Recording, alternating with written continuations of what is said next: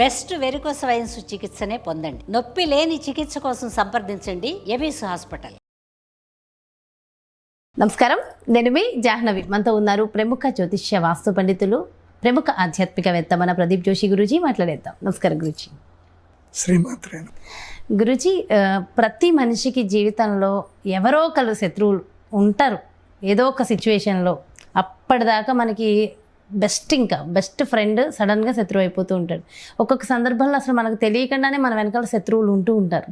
ఇలాంటి శత్రువులు ఉన్నప్పుడు శత్రు నివారణ అనేది సాధ్యమా? అంటే వాళ్ళకేదో అయిపోవాలని కాదు నా ఉద్దేశము. మిత్రువుగా మళ్ళీ మారాలంటే అది సాధ్యమేనంటారు. అదేవిధంగా చాలామంది జీవితంలో డబ్బులు ఇచ్చేసి ఉంటారు. చాలామందికి ఏదో పాపం ఆపదలు అవసరమను వాళ్ళ పరిస్థితులు బట్టి ఇస్తారు, కానీ ఏళ్ళకి టైం ఒక్కొక్కసారి బాగోదు.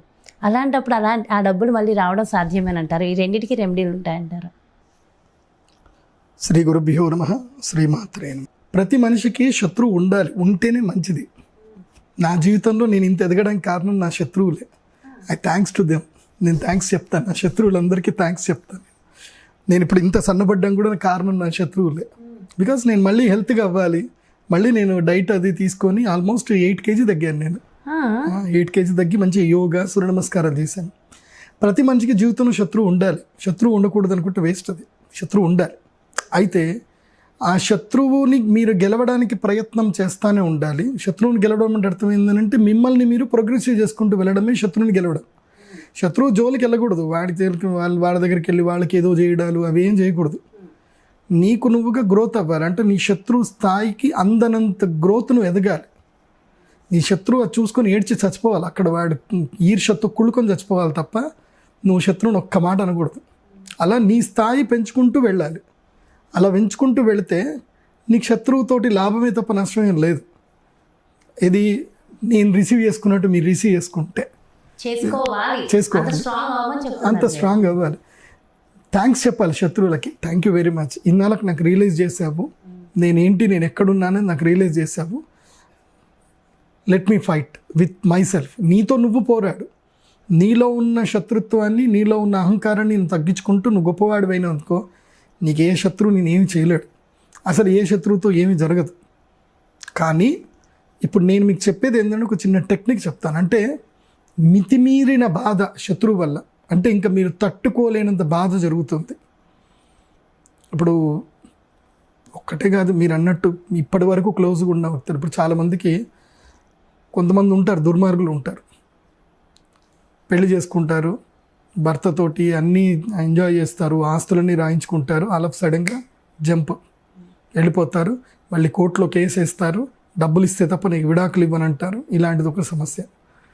ఇంకోటి, ఒక వ్యక్తికి సంబంధించిన సమస్య ఉంది. ఆ వ్యక్తి మంచి పూర్తి డబ్బులు ఉన్నటువంటి వ్యక్తి. వాళ్ళ భార్య వేరేతోటి వెళ్ళింది, వాడికి తెలిసి వాళ్ళ పెద్దవాళ్ళ ముందు కూర్చోబెట్టి చెప్పేశాడు, తెలిసింది, నీ జీవితం నువ్వు బతుకు, నేను చెప్పను, విడాకులు ఇచ్చేసే ఇల్లు అని. అంటే నేను ఎందుకు ఇవ్వాలా, నేను నా ఇష్టం, నేను ఎక్కడికన్నా తిరుగుతా అని చెప్పేసి అని వాడి పరువు మొత్తం తీయడం స్టార్ట్ చేసింది. సో అప్పుడు వాడు మానసికంగా ఎక్కడికి వెళ్ళలేడు వాడు.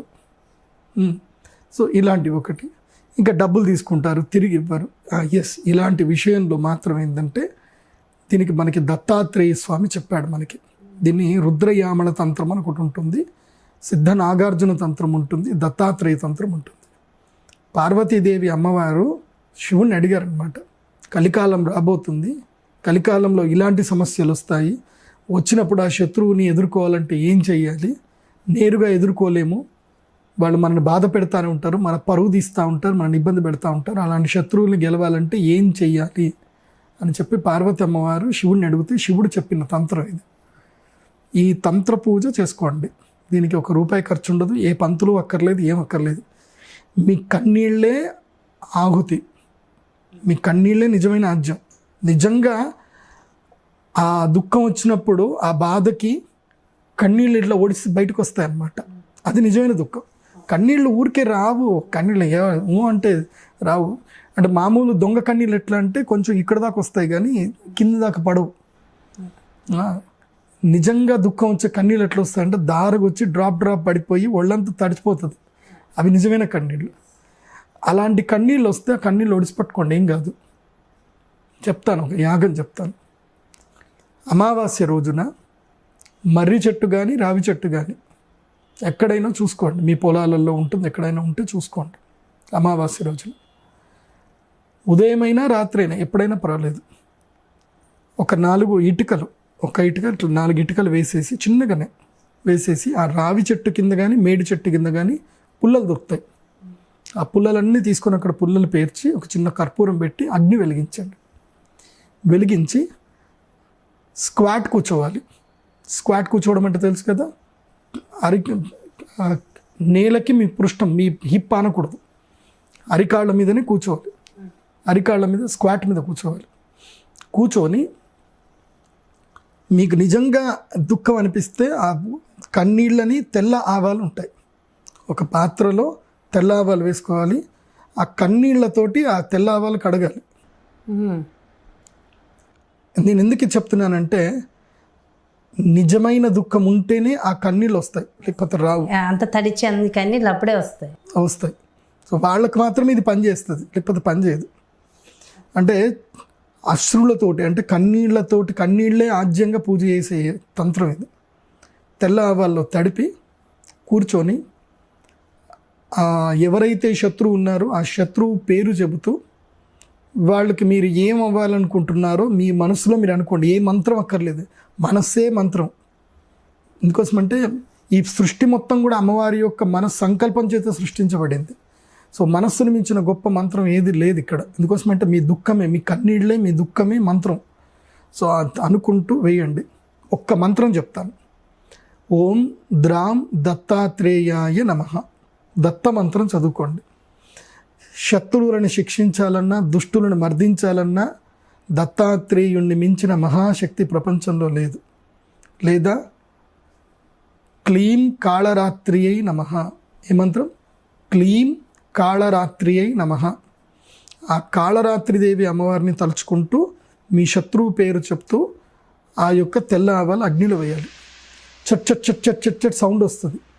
అది ఎట్లా సౌండ్ వస్తుందో అట్లా మీ శత్రువు మర్దన జరుగుతుంది. ఎందుకోసమంటే నా జీవితంలో ఒక సిచ్యువేషన్ జరిగినప్పుడు నేను ఇంకా తట్టుకోలేకపోయాను.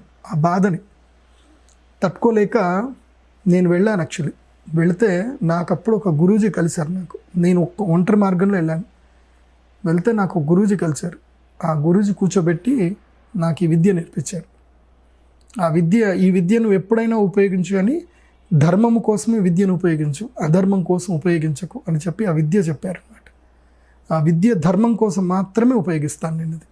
కాబట్టి మీ వైపు ధర్మం ఉంది, మీ వైపు అన్యాయం జరిగింది, ఈ లోకంలో మీకు న్యాయం దొరకట్లేదు, ప్రకృతిని అడగండి. ఆ రావి చెట్టు కింద, మర్రి చెట్టు కింద కూర్చొని అడగండి. మర్రి చెట్టు కింద తప్పకుండా బ్రహ్మరాక్షసుడు ఉంటాడు, ఎప్పుడూ గుర్తుపెట్టుకోండి. అందుకోసం మర్రి చెట్టు కింద పడుకోకూడదు. రాత్రి మర్రి చెట్టు కింద ఎట్టి కోసం పడుకోకూడదు. మర్రి చెట్టు మీద ఏంటంటే బ్రహ్మరాక్షసులు ఉంటాయి. అప్పుడప్పుడు ఆ బ్రహ్మరాక్షసులు కూడా మీకు సాయం చేస్తారు, అంత బాధ ఉంటాయి. అది కథల్లో ఉన్నట్టు బ్రహ్మరాక్షసు వచ్చి నీకు కావాల్సిన వరం కోరుకో అని చెప్పి అన్నట్టు అవ్వచ్చు. విషయం ఏంటంటే మన జీవితంలో ఒక సిచ్యువేషన్ ఏర్పడ్డప్పుడు మనం ఎదురుగా దయ్యం నిజంగా వచ్చి కనబడ్డా మనం ఏం బాధపడం, మనకు భయం కూడా కలగదు. బాగున్నావా పో అని చెప్పేసి అంటాం.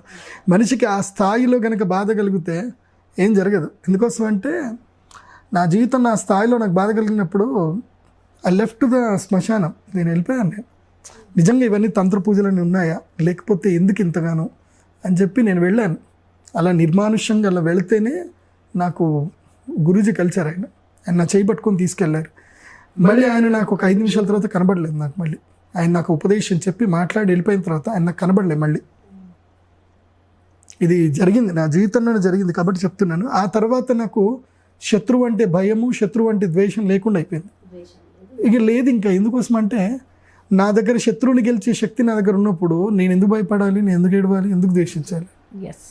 కాకపోతే ఒక సిచ్యువేషన్ వచ్చినప్పుడు నేను తెల్లవాళ్ళు చేతిలో పట్టుకుంటే పని అయిపోతుంది, కానీ నేను పట్టను.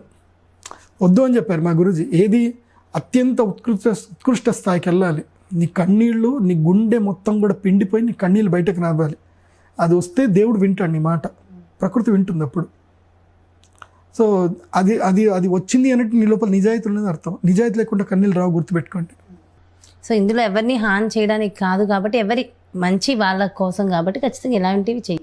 నేను అదే చెప్తున్నా కదా, నిజాయితీ అని చెప్తున్నా కదా. నిజాయితీ ఉంటే అక్కడ నిజంగా దుర్మార్గుడు ఉంటాడు, ఇక్కడ నిజాయితీ లేకపోతే అక్కడ దుర్మార్గుడు ఉండడు. చాలా చాలా చాలా మంచి చక్కటి రెమెడీ ఇచ్చారు గురుగారు. Thank you so much. అదేవిధంగా నేను ఇంకొక క్వశ్చన్ అడిగాను, అది మనీ ఇచ్చిన వాళ్ళకి రిటర్న్ అనేది నేను నెక్స్ట్ వీడియోలో తీసుకుంటాను. ఆ టాపిక్కి సంబంధించి చాలా మంచి ఇన్ఫర్మేషన్ ఇచ్చారు గురుగారు. Thank you so much. నమస్కారం. శ్రీమాత.